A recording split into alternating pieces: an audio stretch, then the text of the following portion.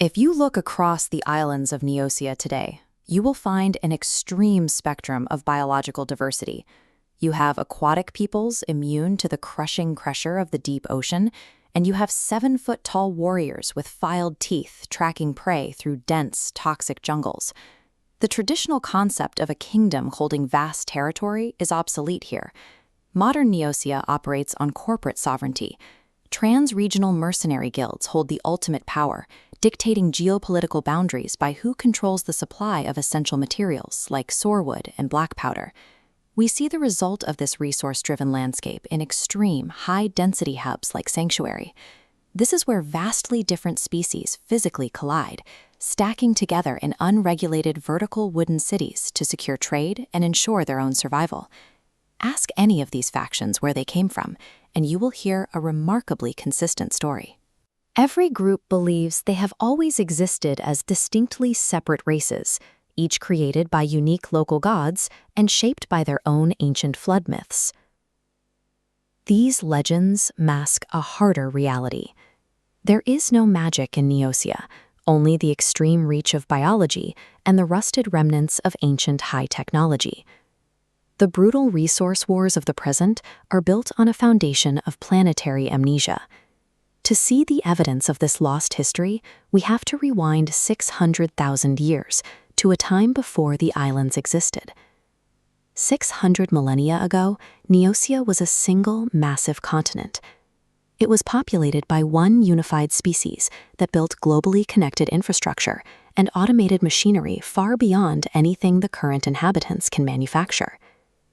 Then, a cataclysmic planetary flood permanently submerged the continent, shattering the landmass into isolated mountain peaks. Survivors held fragments of advanced technology, but without global supply chains, systems failed. Over 4,000 years, their technical education vanished entirely. By the final stage of the collapse, the automated systems that weren't buried deep underground eventually died.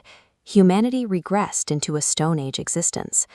The flood claimed millions of lives, but the loss of the species' collective memory proved more durable. A once global society was trapped on isolated rocks, surrounded by the infrastructure of their ancestors that they could no longer comprehend.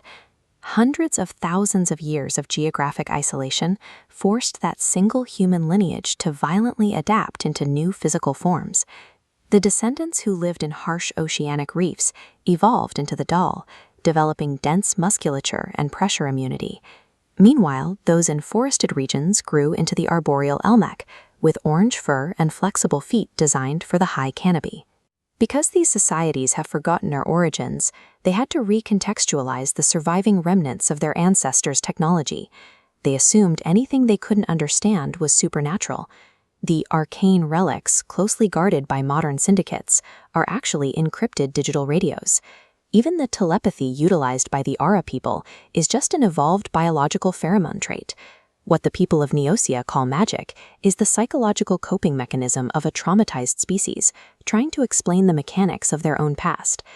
We move forward to modern history, when nations like the seafaring Nicaeans eventually mapped the stars and rebuilt the naval architecture required to cross the oceans and find the other islands. Because their biology and languages had diverged over thousands of millennia, these estranged cousins encountered one another as hostile alien species. This map shows the geography of Koto.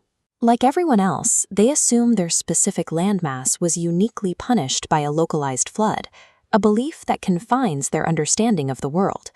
This fragmented worldview leads to bizarre belief systems. Deep-sea divers from Koto suffer from pressure trauma and acoustic distortion caused by ruined underwater infrastructure, and they worship those sensory failures as literal, terrifying sea gods. Documents like the Neosia Pact and the rise of massive mercenary guilds